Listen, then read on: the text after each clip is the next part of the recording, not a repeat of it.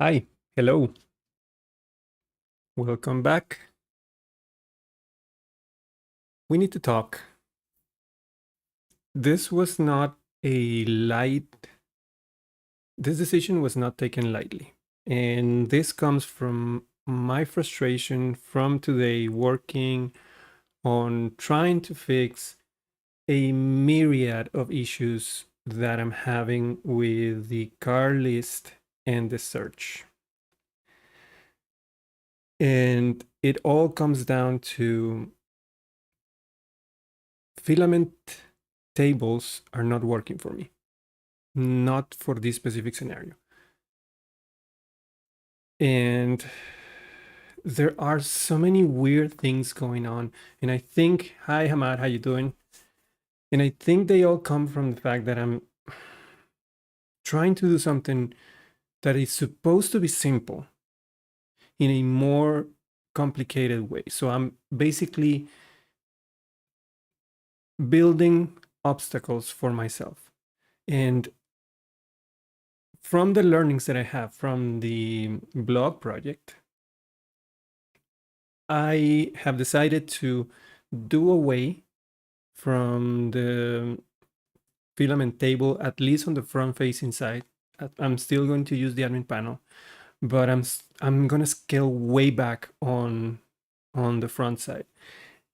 And the problem is I have to think, so I'm approaching this project as a real life scenario where you have a project and you have a deadline. That's the most important thing. And you have to think, I have to deliver a minimum product with the minimum requirements in 2 weeks. What's working and what's not.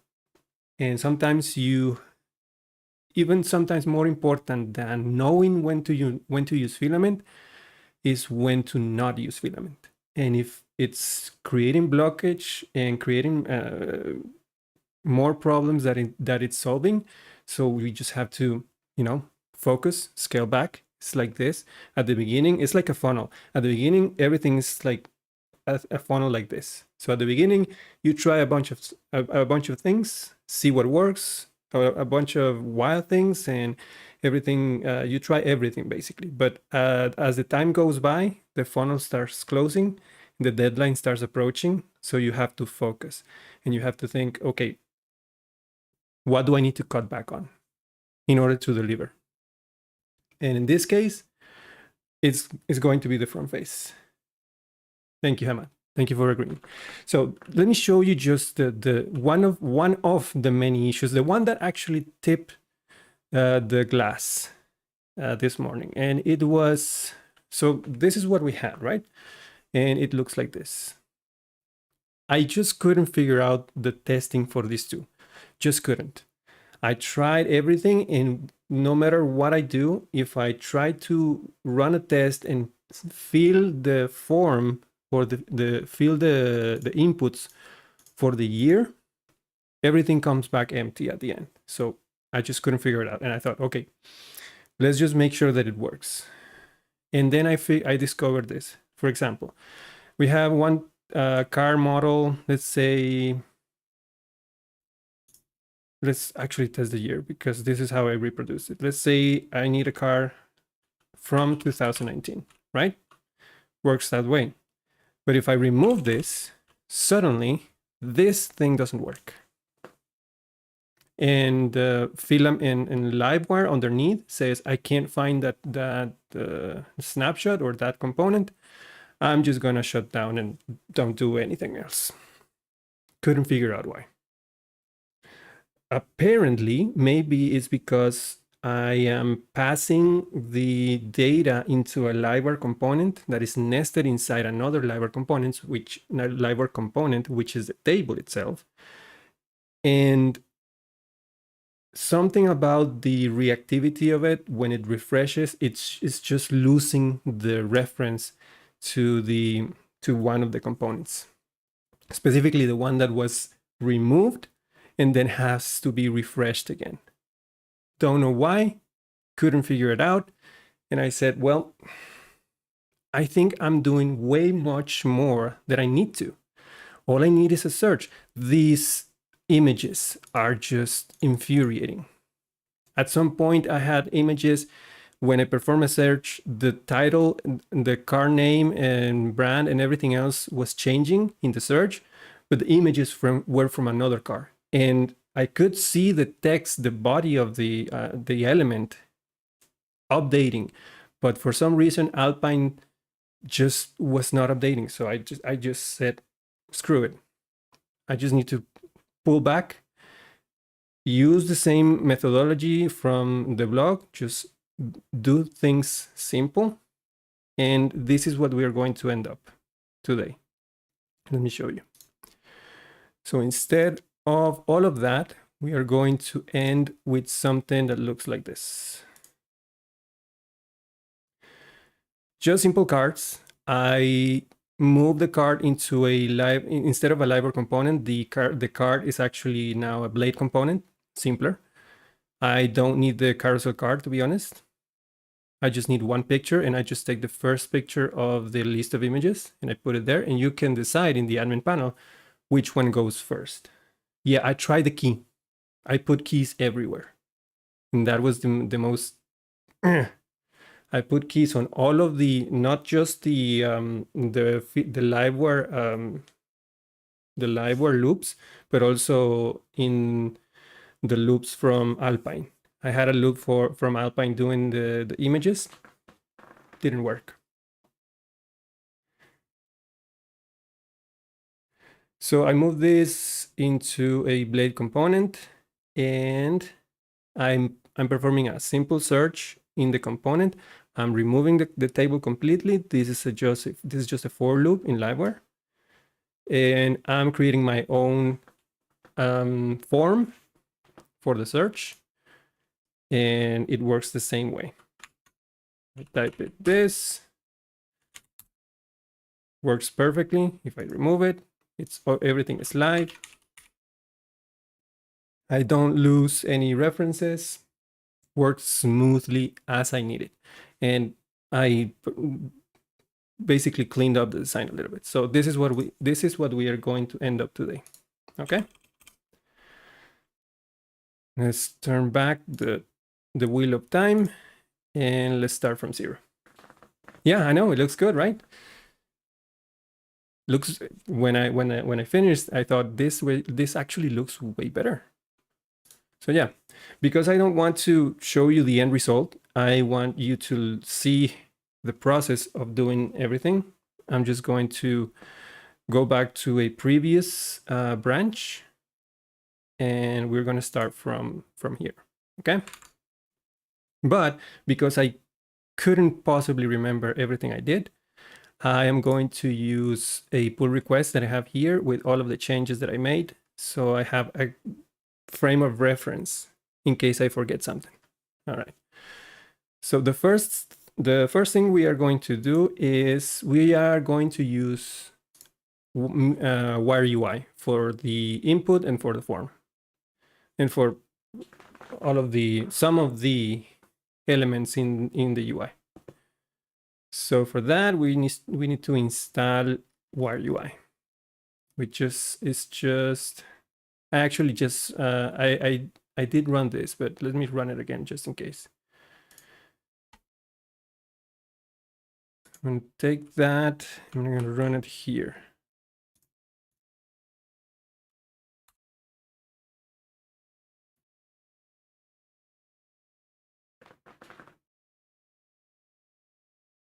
And then there are a couple more steps in this installation. We need to add this directive, and we're going to add it in our layout file. Let's open app.blade.php, and let's add it just above or below. I don't think it matters. Let's put it above the filament, below the filament scripts. So let's put it here. What did I just do? I think I copied too much. Hold on. I just needed this.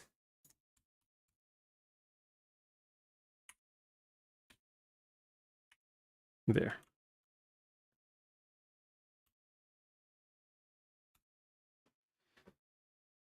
Okay. And the next step is to modify tailwind.config.js because we need these 3 lines in there. So let's copy this and open tailwind.config.js and paste that here. There you go.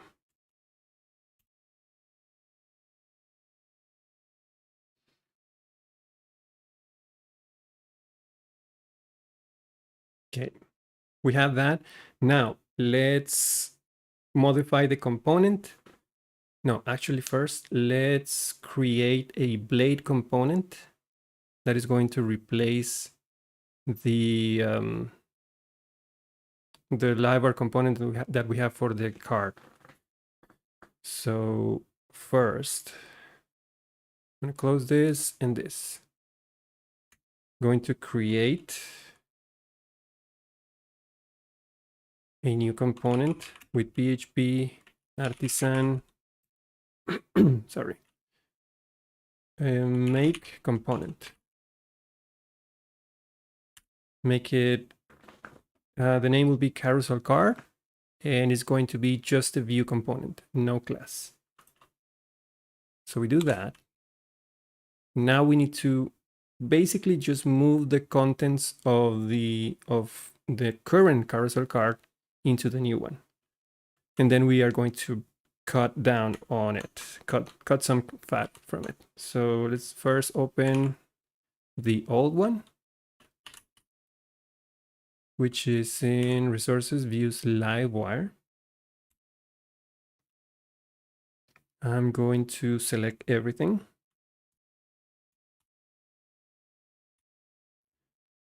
And then open the new one.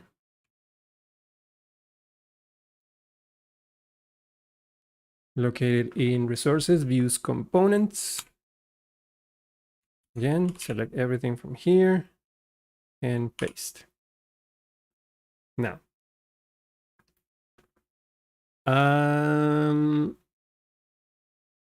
if I remember correctly, I don't need Alpine.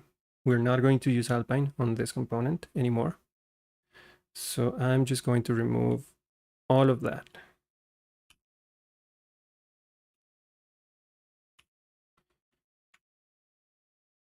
All the way up to here.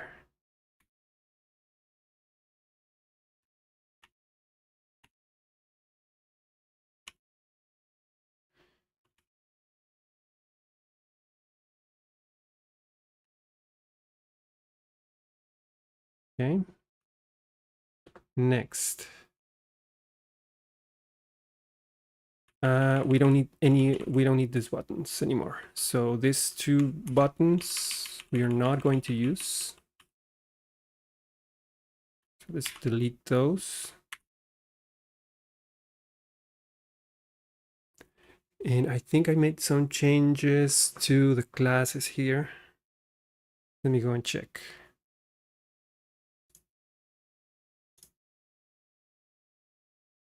Carousel card, components. Here it is. Let's make it bigger.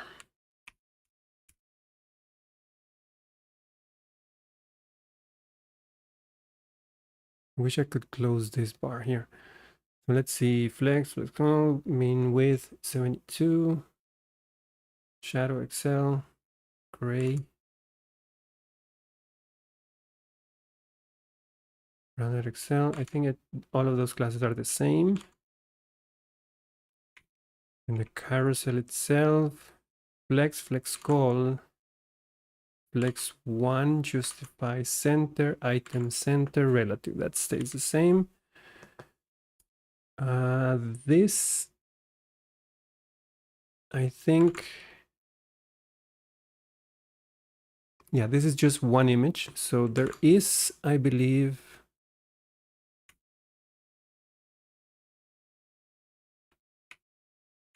okay, this div here is the 3 little dots behind below the image. So we don't need that anymore. So let's remove this div as well. And then for this div here is the actual image. And I was binding that to an Alpine property like this, background image URL storage. So it's not going to be anything related to Alpine. It's just going to be, let's see, plain old PHP. So I'm just grabbing the first image in the list of images from the car. So let's see, what do we do here? We don't need this.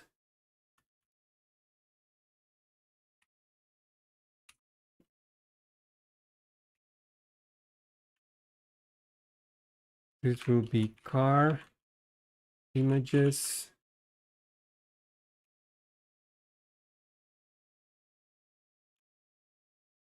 Zero.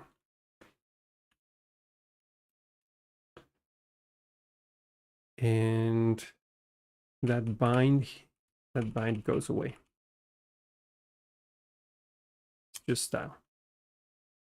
Oh, and I have a few backticks there that I need to remove as well.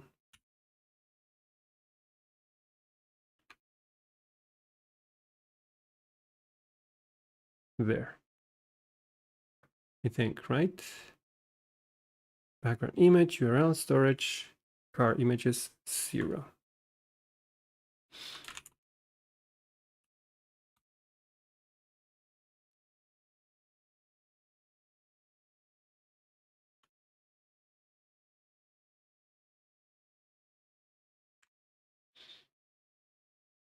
Just checking the classes here.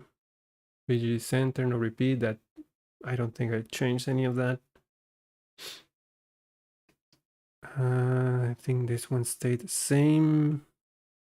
I did move the car year below the brand and model because I didn't like the way that sometimes on when it was too small, the year will wrap around, and it was just making the car taller than the others, and it was just not looking great. So I did move this to its own element, an H4 with text-based font, semi-bold, text grade 800 and text grade 300 on dark mode. So I'm gonna copy this,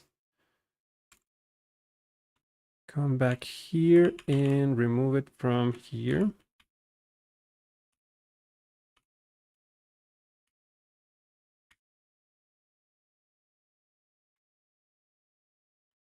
And then that's not it.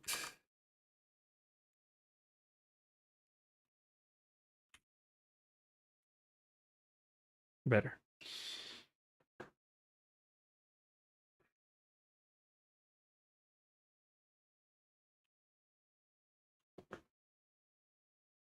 And I think that's all the changes from the carousel card. I think the next thing that we need to do is modify the car list component, because we need to just take all of the filament stuff away and just work with a plain, simple liveware component.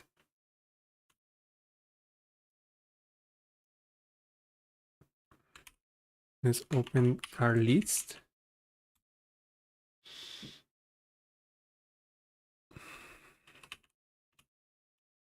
And let's begin by removing everything from the implementation. We are not going to implement has tables or has forms. That goes away. And we are not going to use any traits from filament.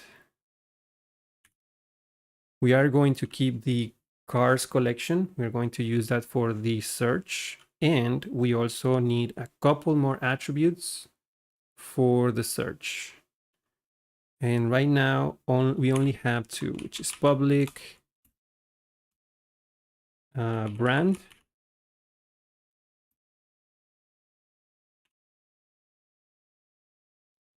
and also public model.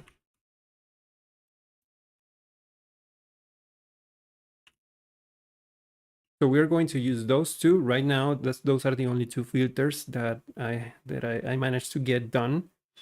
But basically, we're just going to use those values to perform the search every time the user types on them or changes the value on them. We're going to wire model live them to the inputs. And then every time we render, we use those values for the search. You can just use the form. I don't get it.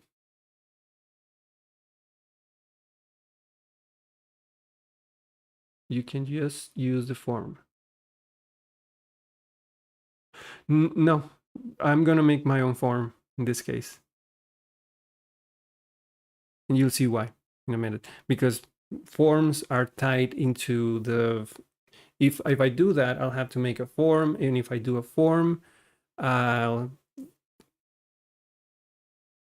it's still using Filament. So what I want to do is just not use Filament on the front side altogether. So no form.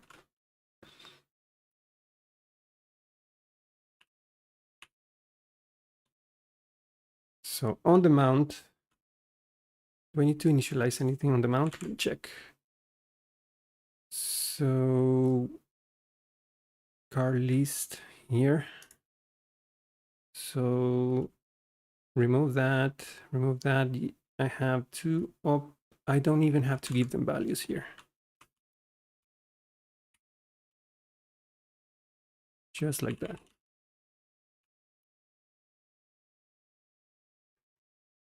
Remove the table.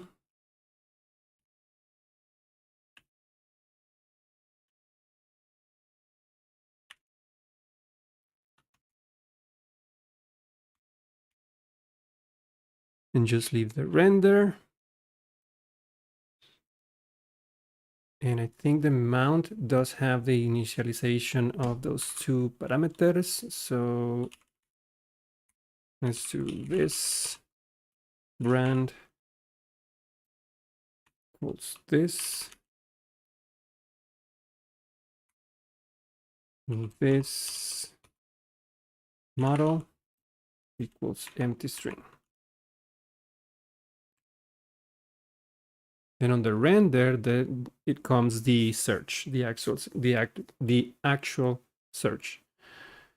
So I think I'm just going to copy it in the interest of time, and then I'll run through whatever I'm doing.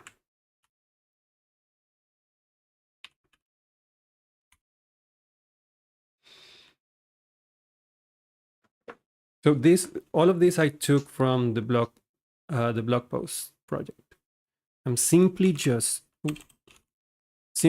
using the car query, and whenever I have a value in brand, I modify the query and I use Melee Search or Scout to filter by the brand.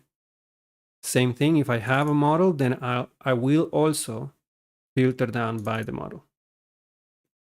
And then I'll get those results.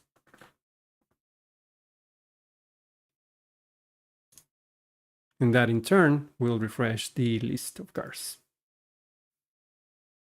Fairly simple. Now, next changes will happen in the view for this component.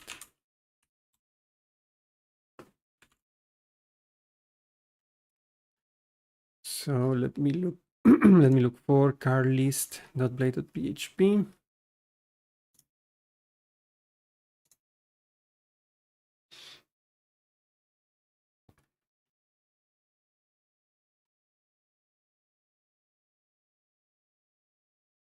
And first thing I'm going to do is just remove that div that was rendering the table, because we don't have a table anymore.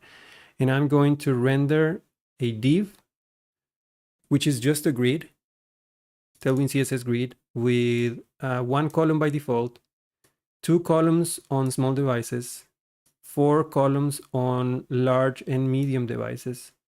I'll give it a gap of 4 for spacing between the elements, and a margin top of 4 so that it's separated from the top. That's it.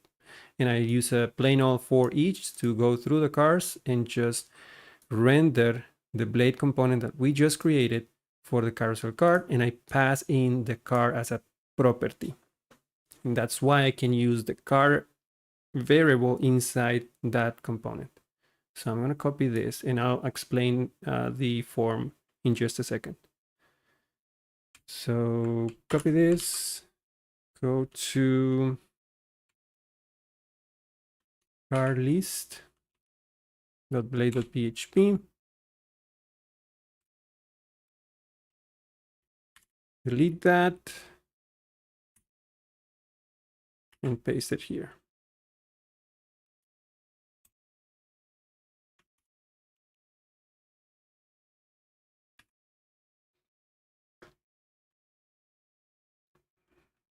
Okay, let's save this.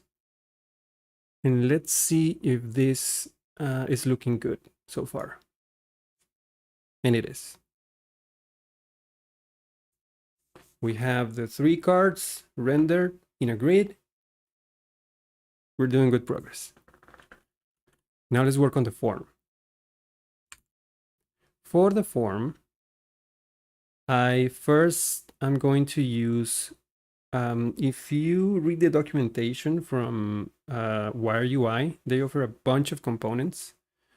And one of them is a card. So I'm using X card with a title. I'm changing the color. This actually changes the color and the border. So let me copy that, only that. Paste it here, and let's close it.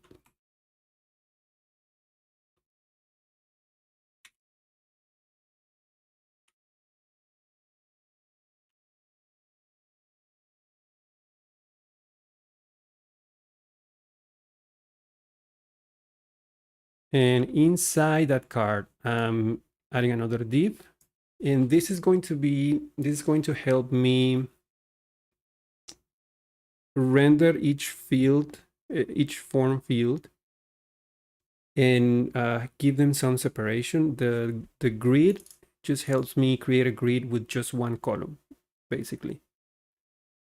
And when I use gap4, then every item on this div, on this grid, is going to be separated. So it's going to render each field and just make it like there is some space between them.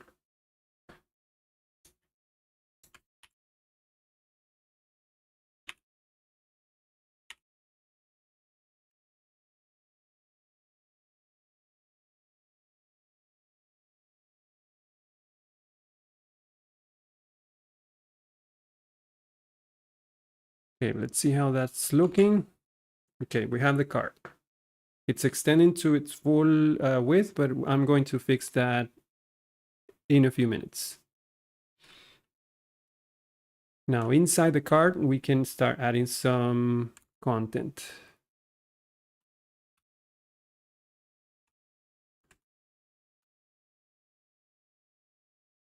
And I'm starting with each form. I don't know if this is the perfect way to do it, but what I end up doing is just adding a div with a max width of LG, so that effectively makes the content, which is a form input, to not extend to the full width, because that looks weird. It's just making the form inputs shorter, like aligned to the left.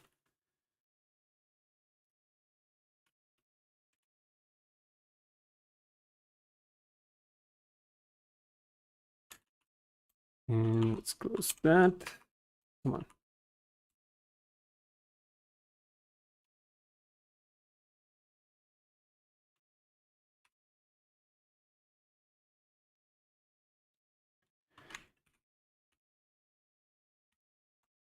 And now the form input, I'm using another component from Wire UI, which is this one took me a while to get it working, just because I had to learn to use it. It's called a select. Let me show it to you in the documentation. So basically, what this is doing is every time you open it, it's performing a search. It's performing a get request, I think. Yeah, it's performing a get request to get the values of the dropdown. And when you select an item, is doing another get request to just get that item. So the recommended way to do this, and what they show in the examples, is to create an invocable controller that will look for these two parameters, and in each case it's either going to return all of the values scoped down by the search parameter, so that when you search for something, then it's going to be scoped down by that. And when you select one item from the list, it's just going to return that item, and then that item is going to be then connected to a property. Not connected, well, yeah, connected to the property that is going to then be used on the search. So first thing we need to do is let's add the component so that you can see the errors and let the errors guide us.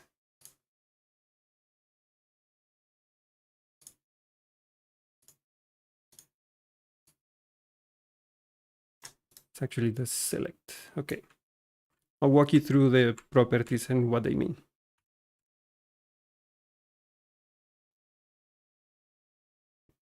First, we have the label, self-explanatory. We have the wire model. The live property is very important. Otherwise, hi Dejit, how you doing? Good morning. Otherwise, it's not going to, if we want to update on render so that when you type or change the value, it re-renders the list, you have to add the .live property. And we are tying this to the brand property on the component, which is just a text input, which is just a text value, sorry. So we wire that to brand. We have a placeholder, again, self-explanatory, and then async data. This is the one that's a bit more complicated. So this async data is going to call this route, and we're going to make an API route in this case, because it's going to return JSON data at the end. So we're going to create this route and an invocable controller that is going to handle this call. And it's going to make a call to get all of the items. It's going to scope the items by the search input or the search value on that select. And then it's also going to handle returning the selected item back that is going to then be applied to the brand value. So let's start with the route. Let's save this first. As soon as I do this, it's going to complain about the route. So we need to create that. Let's open API.php. And in here, we're going to add a route.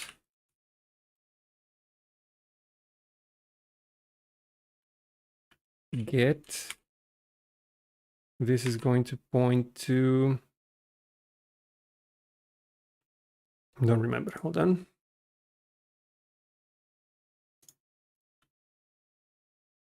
Point to brands.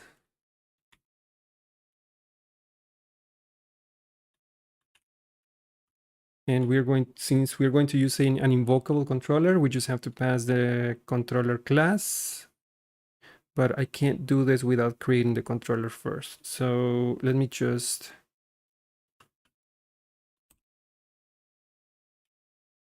comment this out and let's create a controller, because if I create the route first and then attempt to create the controller, the artisan command is going to fail, telling me that the route doesn't have a valid action.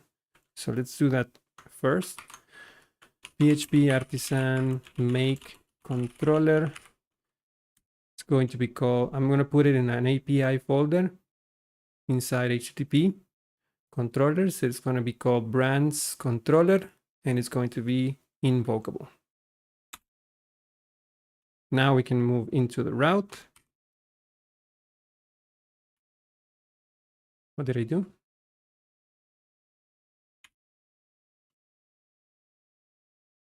There you go. And in here, we can just pass that controller class. So brands controller. No method is required. And we're going to name this same way that we named it in here, API brands index.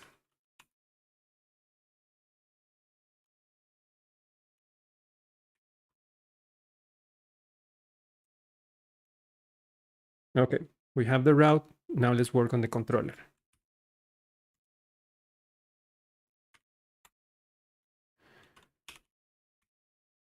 We just need to work on the invoke method. And I'm going to bring the code from here. App brands controller. Let me copy this and run you through it real quick.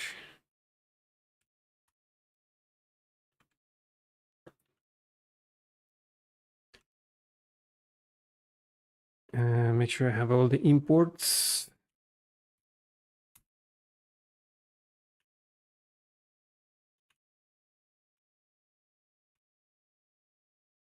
So brand, then I need the builder here.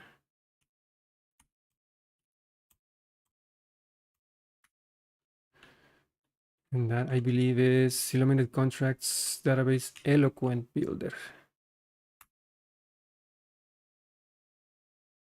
Yep. I think that's it.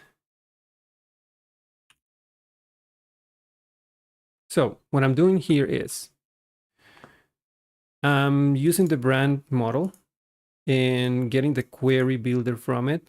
I select just two fields, ID and name. That's all I'm going to need. And when I have the search parameter in the request, remember that the select is going to make two different calls, one with a search, one without a search, one with a search, and one with selected. So when there is a search, I basically just take the query and scope by the request search on brands. So I just search for the specific branch using a like operator. When I have a selected parameter, I just search by ID because the selected value is the ID of the input ID of the value that you selected. So it's going to pass an ID. I just need to do a where on ID and scope down by selected. And in both cases, I just return a collection.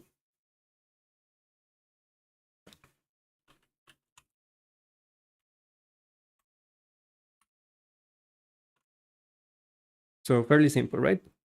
Now, with just that, I think the input should work. Let's try it out. I have all the brands here. If I select Nissan, it filters properly. And if I select the car, because of the search was already implemented with that parameter, then it filters the value. And because this is live, it implements that search as soon as I change the value. Let's try another one, Toyota. Perfect. So we can search by brand. Let's add the other one. I think it's the model. So let me grab the code real quick from car list. Where is it?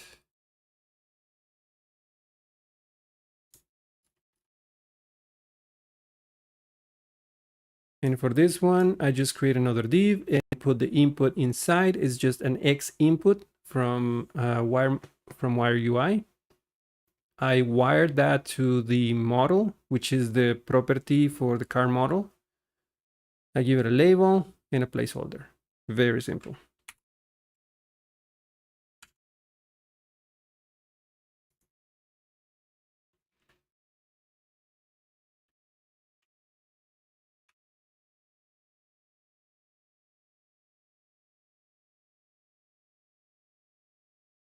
hate it when it doesn't have the right information in the clipboard. There you go.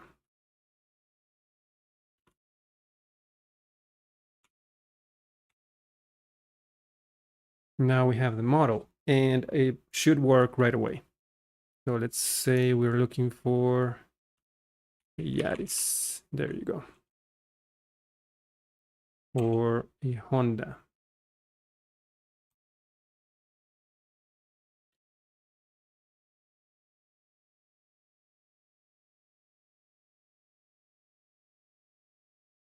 You know what I just noticed?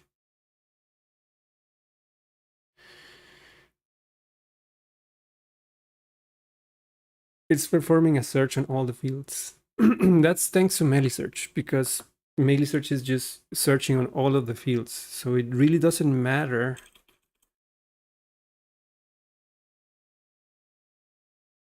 if I do 2021. Yeah, it really doesn't.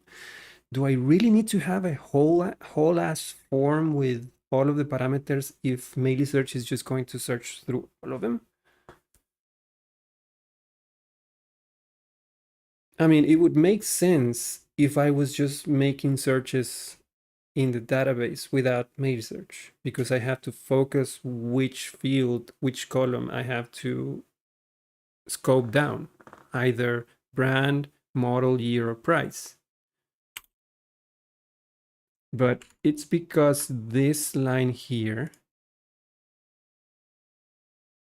car search, makes a search of that value on everything, which is great. That means that you can simplify the search by just typing what you're looking for, and Melisearch is going to take care of it. So that means that I probably don't need the whole ass form.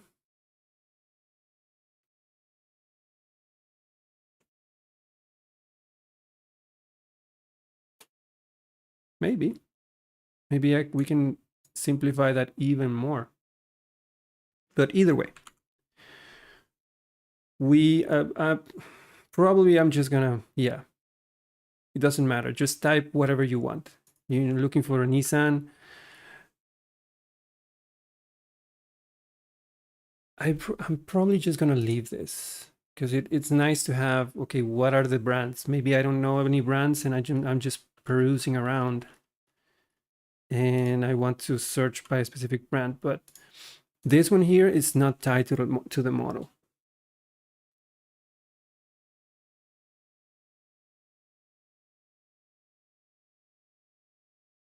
So I can make that a multi field. Like, you need the bug bar. Yeah, I'm thinking about it. I'm kind of old school when it comes to debugging, you know? Just the DDing everything in the points where I think it might fail.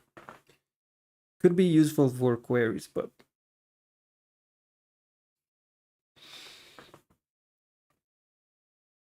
yeah, I'm gonna make this a model or year. Just type in whatever you want.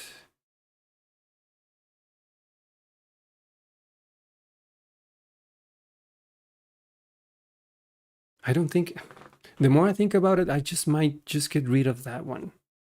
I mean, just type what you're looking for.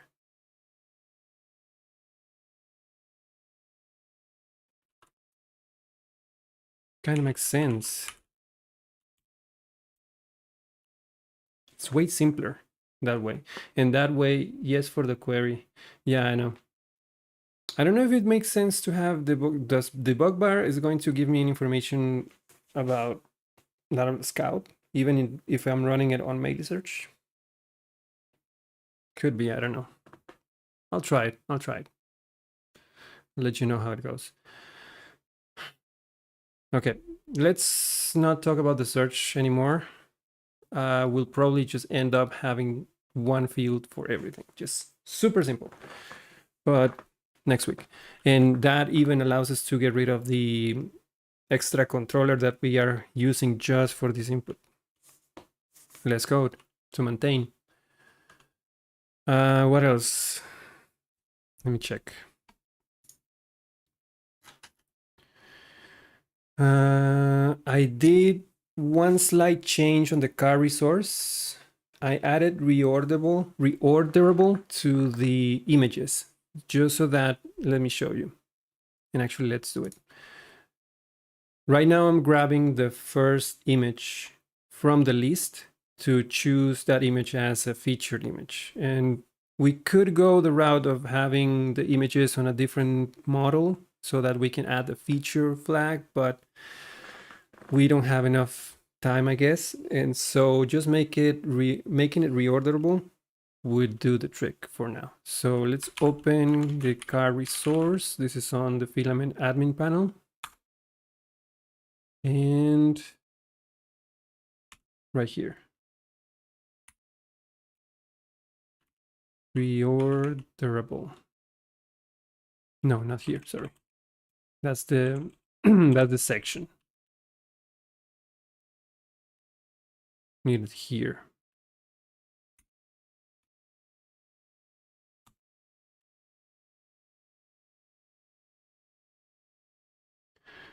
So what that allows me to do is, if I go into the admin panel,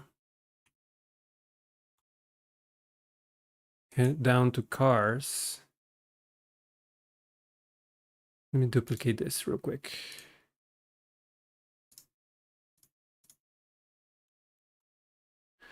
So let's take, for example, this Nissan. This is the first picture, but if I go here and edit, oh, the first one is at the bottom. I thought it was going to be at the top. Anyway, if I want this one to be the feature image instead, no, actually it's just this one. You can now grab it, put it in its place, and this one is treated as the first one now. So we save changes, come back here and reload, and there you go. I'm probably gonna, yeah, probably gonna reverse the order, because it makes sense that if you see the image first at the top, that should be the featured one. So I should, instead of the first one, I should select the last one so that it makes sense when you're moving them around. But I'll put a pin on it and do it next week. So what else in the list of changes? So that's the car resource, done. Brands controller, we're going to get rid of that probably.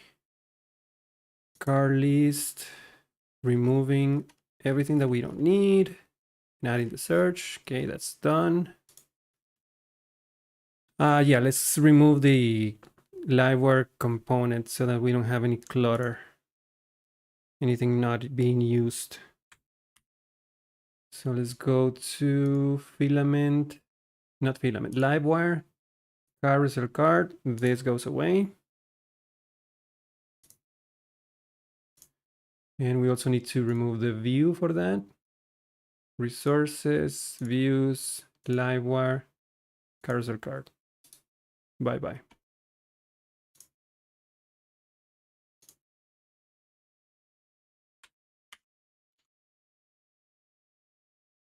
Composer.json, that was the wire UI dependency.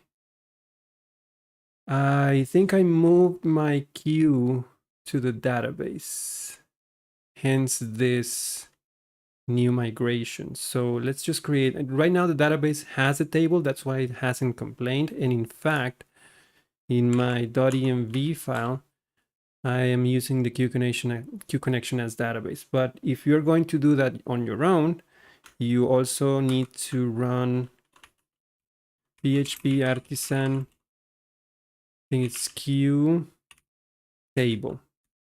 You run that to create the migration. Right now it's going to say it doesn't exist right now, but okay, it creates that, and then you have to do PHP artisan migrate and run it so that the table is created in the database, and you can switch from using Redis as a queue and switch to the database. I did that for ease of use so that I don't have to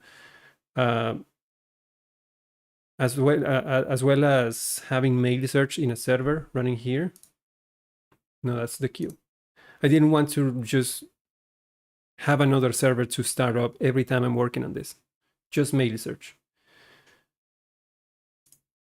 So that's why I moved the queue to the database. Are you making a job queue? No, the queue, it's used by mail search and Scout.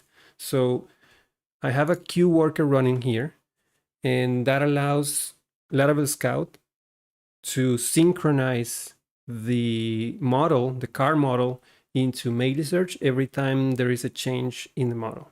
So every time you make a change on the car model, that triggers this event from Laravel Scout, make searchable, and then that change is then synchronized into mail search. That's why you have a queue.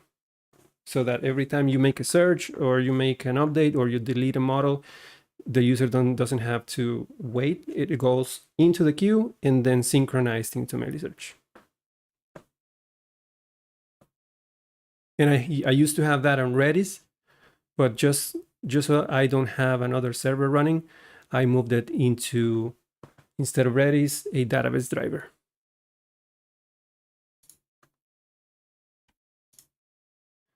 So that's this migration.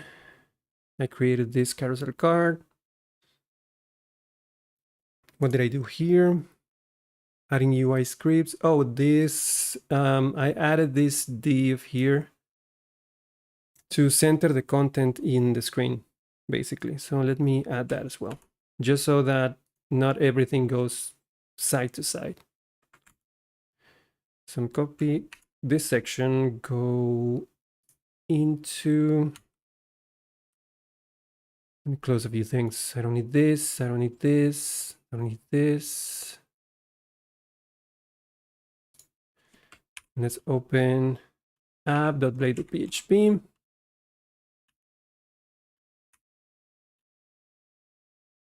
Let's paste that here. Close it.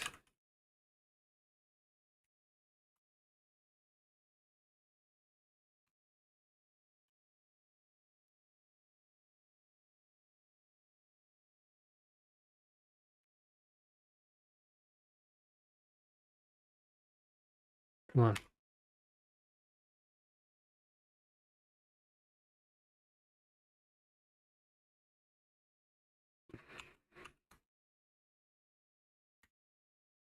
And now you see how the content it's nicely centered on the page, and even in smaller devices, everything scales down nicely.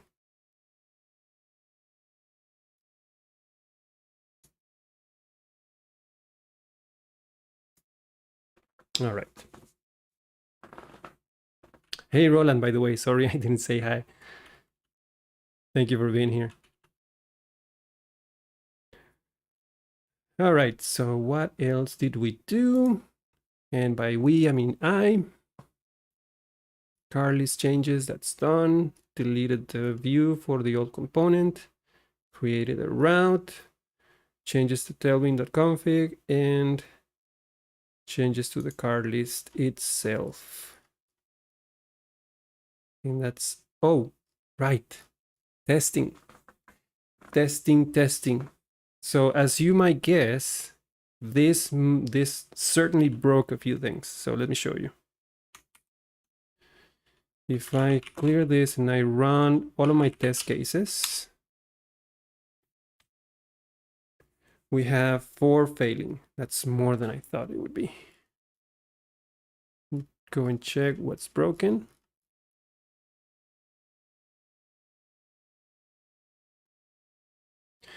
Okay. Right. We need to get rid of this one because we are not filtering by year anymore. I'm going to modify these two so that we can filter by brand and model. It's going to turn into a single filter, just filter by a search value. And then let's modify the test for the list of images because right now we don't have a list of images, we just have one. By the way, I'm wondering where you get your Tailwind template. My Tailwind template? What do you mean?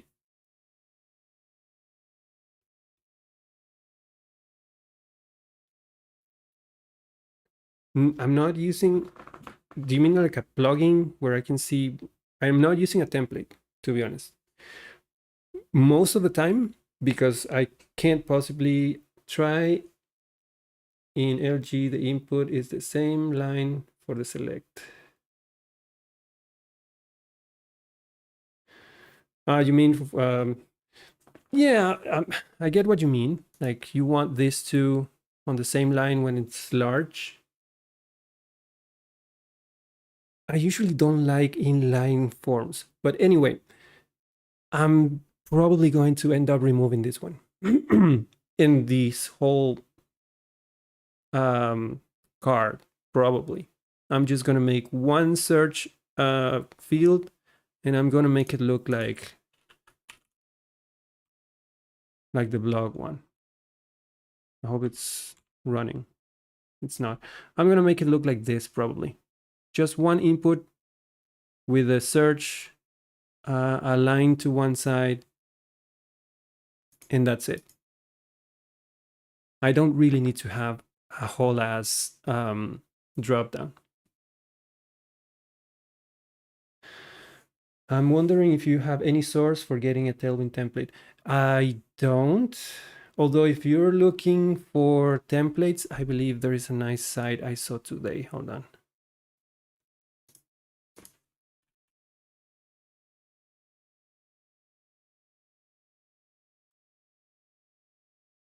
This one is a good site to start.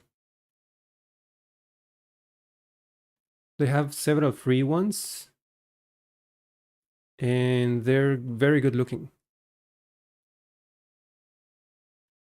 I think you can download the code and implement it. They have a lot actually.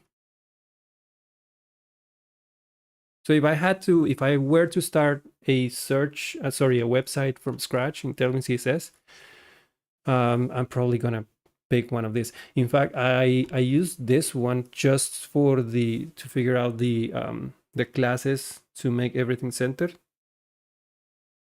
So yeah, this is a good resource. And for everything else, I just have this open all the time. And if I'm looking for a specific value of Tailwind CSS, I just go through the search and then look for grid, for example, and just look at the values here. It's a very good documentation.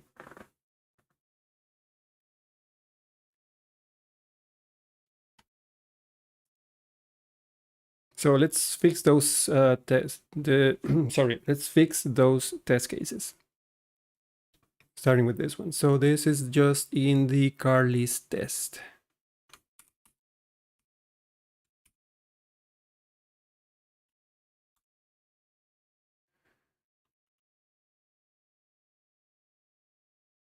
Where's the list of images? Right here.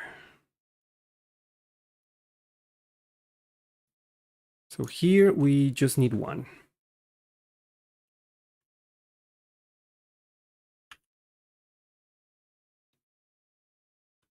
In fact, we don't need this to be an array.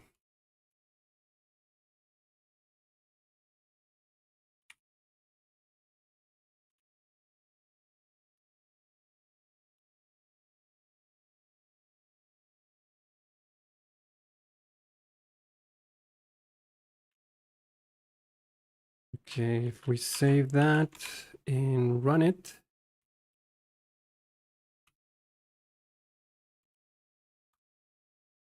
then when it's passing, and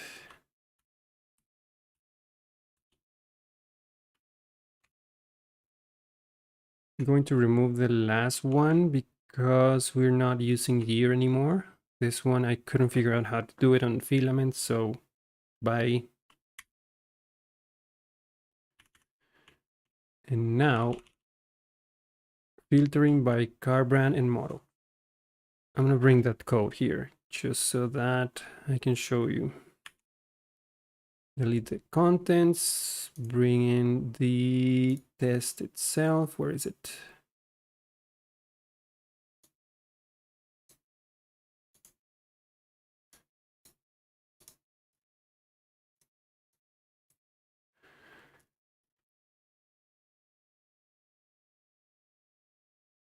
Can I view this as raw? View file. There, that's better. Oh, but that's not what I... Oh no, it is. Hold on. I'll copy all of this and then run you through what I'm doing here. I never really understand on creating a test. Do we need to make it very specific or just create general tests? Sorry for my bad English. Hope you understand. I do understand. Don't worry about it. My English is not perfect either. So you're doing great. Why do we make tests? The whole reason for test-driven development is that you make the test for what you want to create. And I'll give you an example for this with this one. For doesn't really apply because the code is already there, so I'm kind of doing it backwards. But I'll show you. I'll give you an example of what should be the process. So let me copy this and paste it here. So let's say, for example, that let's start from the top. You would start with a smoke test, something that just tells you that if you hit a route, it won't break. So if you, for this, I always use the example of some piece of machinery. If you have a machine and you want to make sure, the minimum thing that you want to make sure is that when you turn the switch on, there is no smoke coming out of it. That's a smoke test. And that's a simple test that you run on a on a route, for example, or just making sure that you can mount a livewire component and everything is okay. So that's a very minimum test. If you do this without having any code whatsoever, the first time that you run it, you're going to get an error saying that, wait, you don't have a component. And then you create a component and then the test passes, right? So that's the first test. And just with that, you got started. And that's the most important part. You coded something and you're on your way. Then you have another test where you say, okay, I want to be able to see the car brand and model on the page at least. So you use factories. You create, and the reason why you use factories is because you want to create fake data and use that fake data to assert that when you mount the component, you can at least see the information that you just created.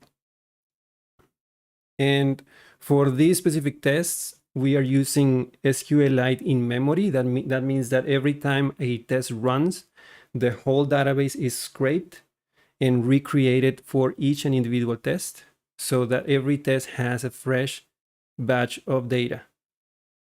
And there is no crossover between one test and the other. So you create a test, you create the scenario of what it should happen, and then run the test. You get an error, obviously, because you don't have a code, and then you fix one error at a time. And then you create the least amount of code to fix that specific error, and you repeat and repeat and repeat. And at the end, when you have a bunch of tests of the things that you want your component, your page, the things that you wanted to do, you have a bunch of tests and you have at least some code, then you can that you can then refactor and make it look better, make it pretty, make it more production ready, and you iterate over that over and over again. And at the end, you have a bunch of tests that make sure that what you want to do, it's done, and the code that you wanted. Hey, Matthew. Hello from the Philippines. Thank you for being here.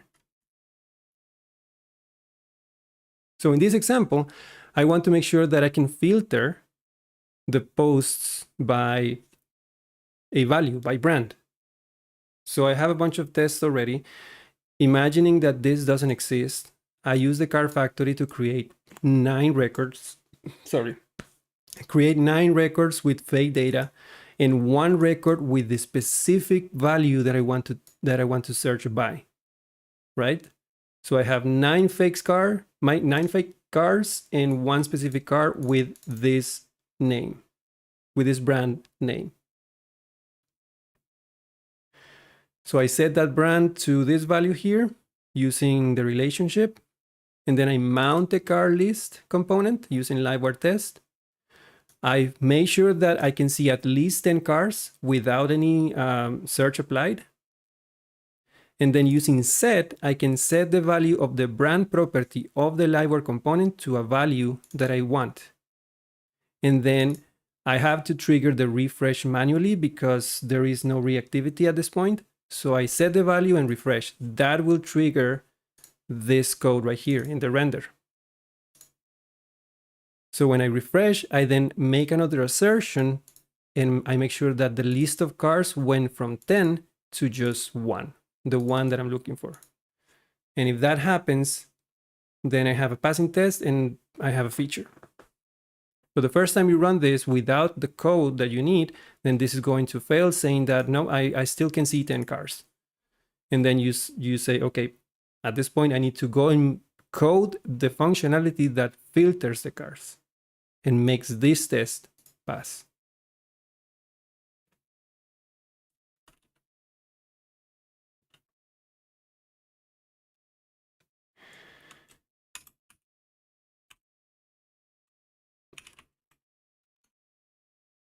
Come on. Save it. There you go. So I have this one. That one should be passing now. Let's run it.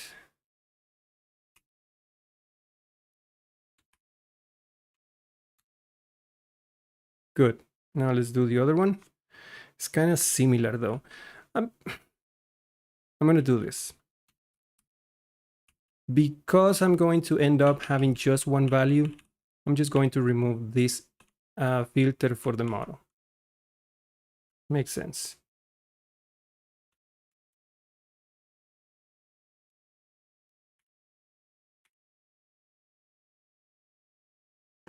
No problem. My pleasure. Now, when I say this, I don't mean that you have to use tests in every scenario. That'll be naive of me to say. Sometimes you just want to, if you have an idea, you don't want to be bogged down thinking about the test first. So it is the test I use because in my case, in my scenario, I need something to get started. So in my mind, it's easier to create a test than to make the code. It gets me going. But if you have an idea and you can start coding right away, it's whatever works for you to get started faster. I would recommend that you, at some point, not to log into the process of creating your project, you dedicate some time for testing because it's a very good practice, but don't let it get in the way. That's what I mean.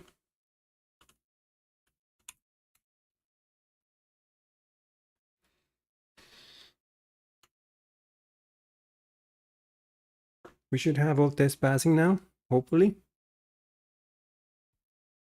And we do. Awesome. And I think that's all for today. I'm going to make some more arrangements to this. Like I said, just make it one search field. But so far, it's looking better. What did I do?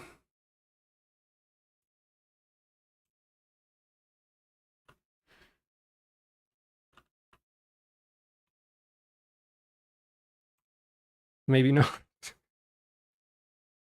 Maybe I do need to field. Why is it not? Oh, it's cache. Why are you not finding the Qashqai?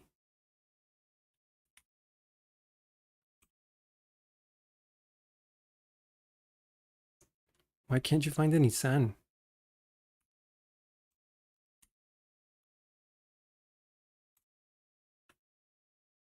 Did you lose one record? Huh. Interesting. Maybe I just have to reindex the mail search. Let me see if I have it here. Localhost 7700. Yeah, it's missing here as well. That's weird. Yaris, Soluta, there's a bunch of crap here. That's another thing. I need to make up, I need to come up with a solution, because every time I'm running a test, it's synchronizing all of the fake data into mail search, and I don't want that. So I have to come up with a solution for that. Maybe when I'm running the test, I should switch from a mail search driver in Scout to a database driver. Yeah, I'm probably going to do that. Let me just flush everything.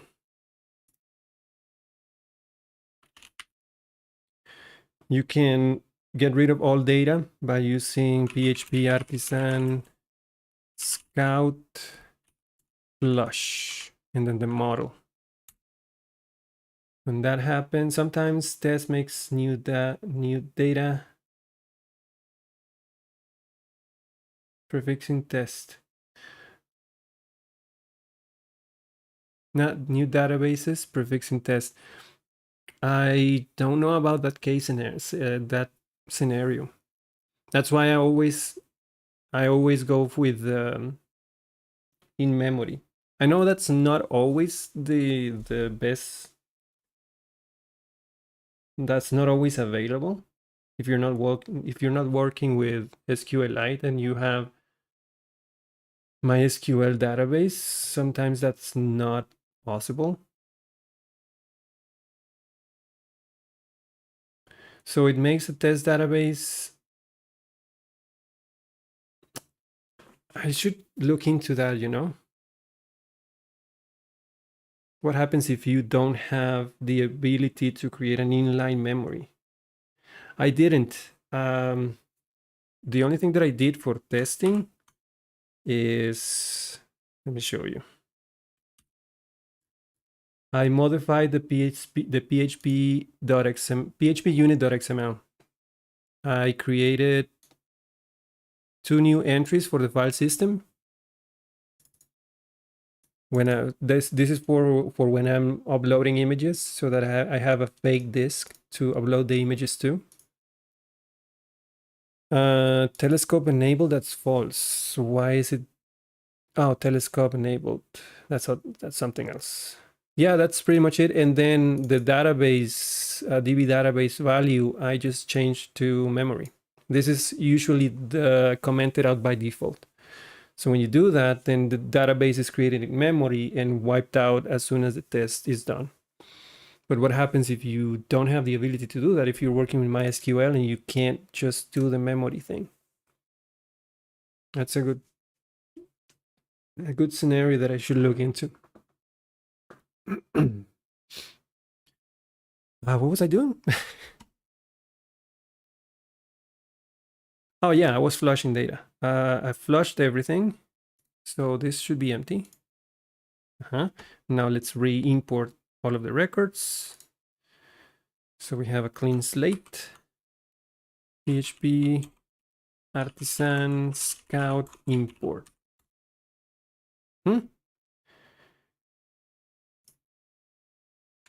Should have 3 cars. And now if we run the search here, refresh. There you go. Better.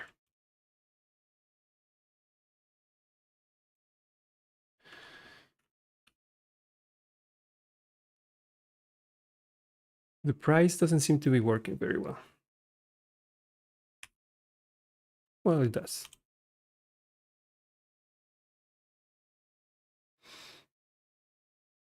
Price is going to be a point of contention for me. Everything else seems to be working fine. Just a few issues to iron out. So far, it's looking good. So we did good progress. We overhauled the front-facing thing.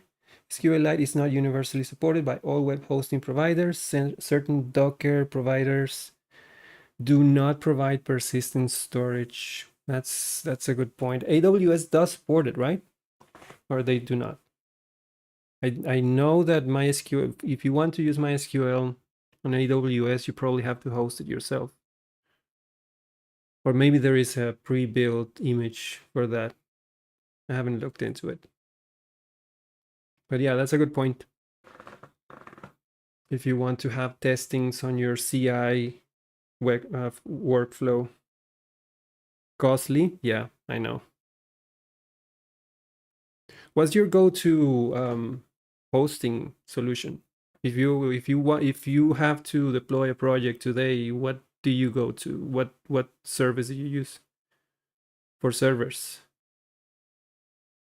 I don't know anything else but AWS, to be honest.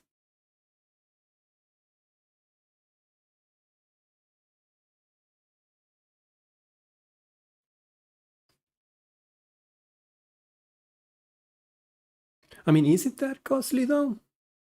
I tried the free tier. I've tried the free tier recently, and if you're starting up just like a testing project or something that you want to put up on the web, not free hosting. I mean, even if you have to pay. All I know is the AWS. That's if I had to deploy a project, one of these projects, for example, I immediately go to AWS because I just don't know anyone else. Bandwidth is costly. Yeah, that makes sense. I mean, if I'm guessing if you're going to scale cPanel or Hostinger, I've heard about. Is Hostinger good? I wonder how does it compare in prices with AWS. I know AWS must be expensive. I just don't know how much. That's the problem. I hope I never do. But I'm gonna give Hostinger a look and just compare prices. Do they have like images that you can create, or do they just give you the image, the server image, and you just go nuts on it?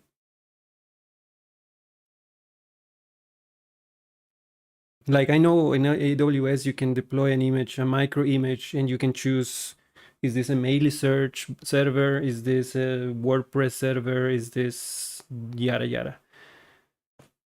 Docker is Docker, so I do not need to.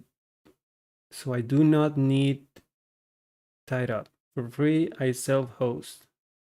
I have a domain connected with Cloudflare tunnel, and it just like normal sites. That's in. So you have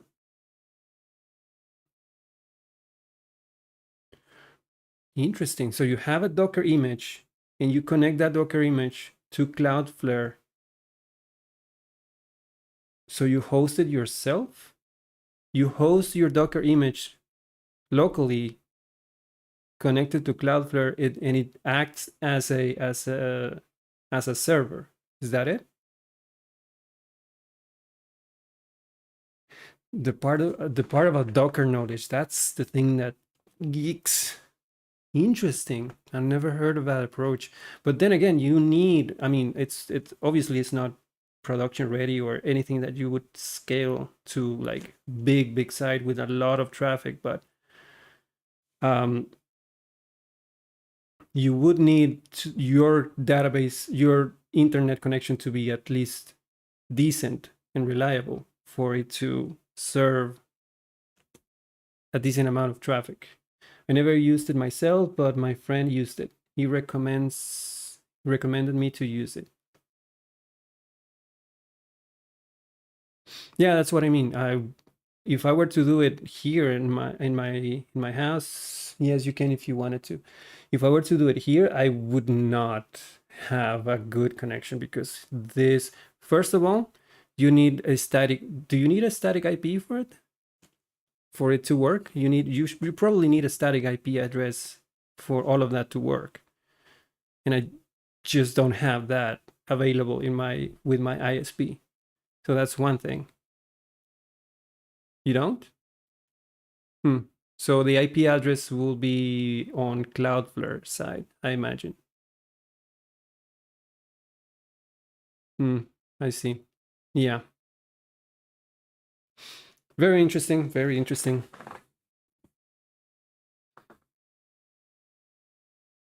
I see. Maybe I'll give that a try. The problem is the Docker part because I'm just Docker dumb.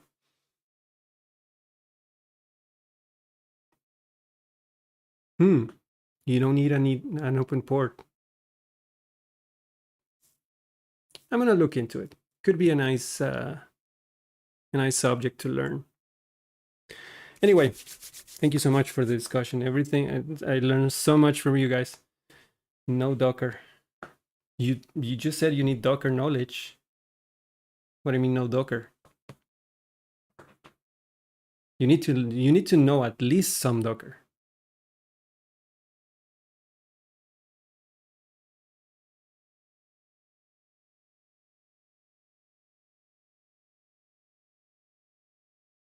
But anyway,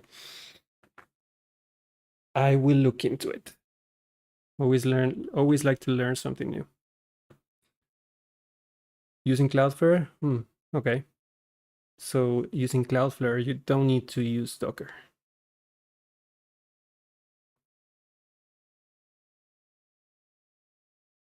Okay. Good to know. Alrighty then. I think we are going over just it is very interesting, I'm not gonna lie, but we're going over, what is it, 1.5 hours now, and we need to rest. So thank you so much, guys. Yeah, let's Discord and let's jump in Discord sometime and let's discuss. I'm very interested to know the subject. But yeah, very, very welcome. Thank you very much for everyone who joined. And you know what to do. If you find this helpful, don't forget to click that like button, subscribe to the channel, very important, and I'll see you in the next one, guys.